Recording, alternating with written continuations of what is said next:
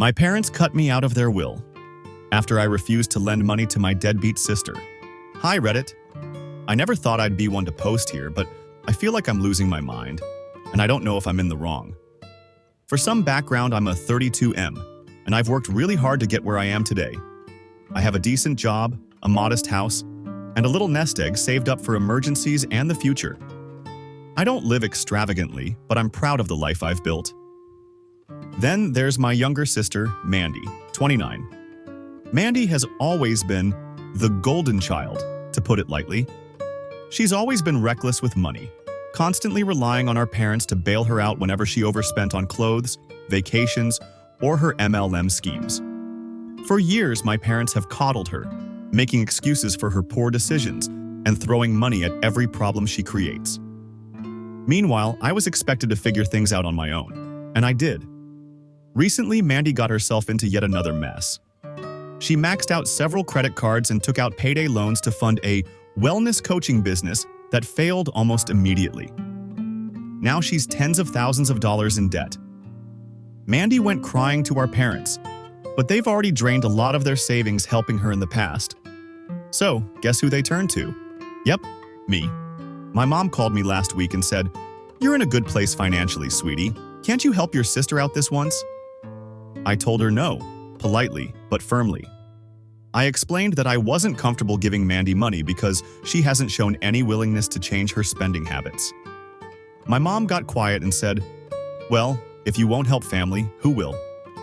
I thought that was the end of it, but apparently my refusal caused a major fallout. Mandy called me sobbing, accusing me of abandoning her in her time of need. Then my dad got involved, telling me I was being selfish and heartless. They all started pressuring me, saying I should just loan her the money as a show of support. I refused again. I offered to help Mandy create a budget or find financial counseling, but they said that wasn't what she needed. She needed real help, aka my money. Here's the kicker. My parents have now decided to cut me out of their will because I'm not acting like family. They said Mandy will inherit the house and any remaining savings instead. I honestly can't believe it. I don't need their money, but it hurts to be cast aside like this. So, Reddit, am I the asshole for refusing to help my sister? Should I have just given her the money to avoid all this drama? Update 1. Hi everyone. It has been a week, and I did not expect my post to blow up like it did. Thank you to everyone who commented and shared advice. Reading through the responses helped me feel less crazy about standing my ground. I wanted to give you all an update because things have escalated. Big time. After I posted, Mandy showed up at my house unannounced. She was crying and said she just wanted to talk face to face. Against my better judgment, I let her in. She immediately launched into a sob story about how she's trying her best and doesn't understand why I'm being so cold-hearted. I told her I've always supported her emotionally, but giving her money wouldn't solve the underlying issues. That's when she lost it. She started yelling, saying I was lording my success over her and acting like I was better than her. She even accused me of enjoying watching her struggle. I stayed calm and asked her to leave, but she refused. Eventually, I had to threaten to call the police before she stormed out.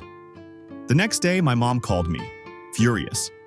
Mandy had apparently told her a completely twisted version of what happened. According to Mandy, I kicked her out while she was crying and begging for help. My mom said she was disappointed in me and that I needed to apologize to Mandy. When I tried to explain what really happened, she wouldn't listen. She just kept saying, "Mandy's your sister. You should be there for her." I've since decided to go low contact with my family. I blocked Mandy's number and I'm only responding to my parents when necessary. I feel a little guilty, but I'm also exhausted from constantly being dragged into their drama.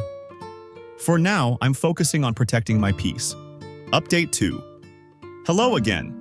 It's been an interesting 2 months and a lot has happened since my last update, and things have taken a surprising turn. Going low contact with my family was the best decision I could have made. I finally felt some relief from the constant guilt-tripping and emotional manipulation. But of course, it didn't last. Last week, I got an email from my parents. They said Mandy is now facing potential bankruptcy and they're desperate for my help. They even offered to reconsider the will if I step in and bail Mandy out. They framed it as a chance to make things right and restore the family bond. I thought long and hard about it, but I ultimately replied that my decision hadn't changed. I told them I wasn't going to enable Mandy's behavior, and I wouldn't be manipulated with the promise of an inheritance. I also said I hoped they could find a way to support Mandy without sacrificing their own financial stability. Their response? Silence. I haven't heard from them since. It hurts, but I feel like I'm finally reclaiming control of my life. I'm still holding firm, and I plan to keep focusing on myself and my future. Update 3. Hi everyone, it's been a while, almost 6 months now, and I wanted to share a final update. Things have calmed down significantly, and I'm in a much better place. Here's what happened. Mandy eventually filed for bankruptcy. It was a wake-up call for her, one she desperately needed. I've heard from mutual friends that she started attending financial counseling and working a steady job for the first time in years. I hope this marks a turning point for her. As for my parents, we're still distant, but I've started to make peace with that. I've realized they're unlikely to ever see my side or truly hold Mandy accountable for her actions. And that's okay. I've stopped seeking their approval and have been focusing on building my own chosen family through close friends and supportive relationships. Looking back, I don't regret my decision. It was hard, but it taught me the importance of boundaries and self-respect.